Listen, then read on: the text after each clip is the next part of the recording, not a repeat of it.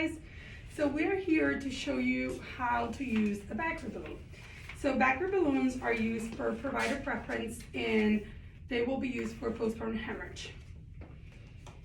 Alright, so we're going to go over some of the supplies you're going to need for the Bakri balloon. In the pick room, there is a postpartum hemorrhage kit that should have most of these supplies already in there. And then the Bakri balloon usually sits on top of it.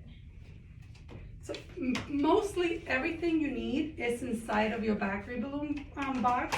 There's a couple other things that we're going to have to bring out to the room, and they will include a Foley, one with a urometer if you can find one, an irrigation set, you'll need sterile gloves, you'll need an IV bag of normal saline, vaginal packing, betadine, and those things should be with the postpartum hemorrhage box. So when we open the Bakri balloon, mostly everything comes in this little plastic container. We're going to have the tubing itself, and it looks like an IV tubing, and this tubing has the IV, what is this called? A spike. I guess, right? And this is what you use to spike your normal saline bag. So you spike it, and you can put it on top in a IV pool. You're also going to have the 60 ml syringe. You're going to have the balloon part that looks like a Foley of the Bakri balloon. You're going to have a stopcock, and you're going to have another piece where everything's going to get connected. So to do the procedure, you need two people, which is basically the provider and the nurse. The provider is going to be sterile, and we're going to connect the IV fluids, which we have. We've spiked our bag, and we're going to connect that. So we're going to prime that for the provider. The provider is going to insert the balloon into the uterus. This part. Okay. And they are going to add the normal saline.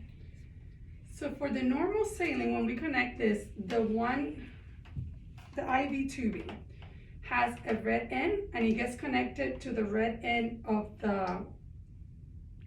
this piece, I guess. And then the stopcock is going to be closed. So when you're ready to start pulling and filling out the fluid, you're going to open it, and you'll see the arrows that point up and down. And then you're going to start. This, Melissa, thank you. You're going to pull on the syringe, and it's going to give you the fluid from the IV bag. And because it's a one-way valve, you're going to push the fluid in, and it's going to go into this balloon. It's just like a Foley balloon. The thing about it is that we need to make sure we're keeping track of how much is going in.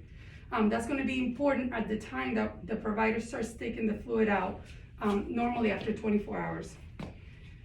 Once this is completed, the other thing you're going to need is your Foley bag, because you're going to need to use this part of the Foley bag to be connected to this end, and that's where all the blood from the uterus is going to go. It's better if we have a urometer, because that way we can actually keep better track of the blood. But this bag will also work.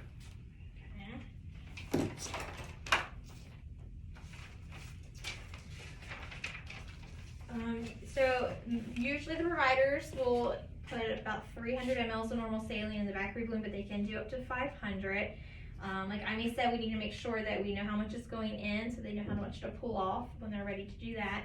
And then we also need to make sure we're measuring and documenting our I&O with the blood that we get in our Foley bag. So when we do belly checks, when they have a Bakri balloon, we will not be doing any belly checks, but they do want us to mark where the Bakri balloon is, so they kind of know where that uterus should be standing at. And you're going to mark that once the Bakri balloon is inflated. Okay.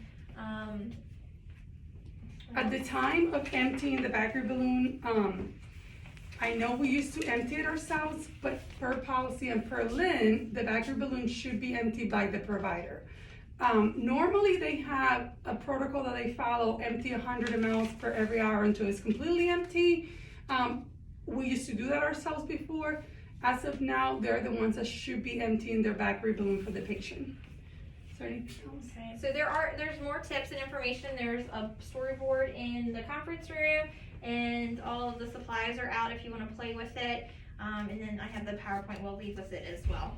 I know we don't use it as much, but the more you play with this, you'll know how to inflate and deflate the balloon if you needed to. And you'll get to see them play. I'm a hands-on person, so I feel like this will be helpful to everyone that likes to touch stuff to be able to learn. Thank you.